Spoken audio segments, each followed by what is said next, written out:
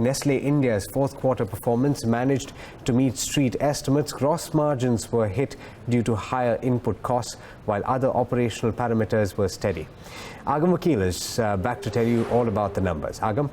Well, Alex, we know that Nestle has been an outperformer through and through the year of 2019, and this quarter wasn't any different, considering we are looking at double-digit growth. Well, not near double-digit growth. It's double-digit for the domestic market. So on an overall basis, it's 8.7% growth for the revenues. We've seen net profits rise 38%, and of course, to a certain extent, lower taxation comes into play, besides the fact that they were carrying on a lot of cost efficiencies. Now, that brings me to EBITDA margins, which have expanded to around 21.5% against 19.5%, despite a contraction in gross margins.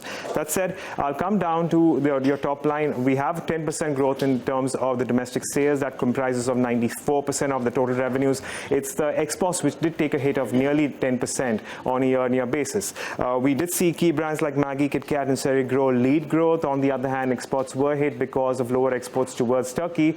Coming down to margins, well, the company has done substantially to curtail and counter the contraction in gross margins that we have seen, which were down by as much as 220 basis points. And we did see a rise in raw materials costs, largely on account of rise in dairy inputs and sugar prices. Finally, well, in terms of the outlook, the company remains positive, and we're going to have to wait and watch as to whether or not that the company can maintain this growth and outperformance with respect to the rest of the FMCG sector.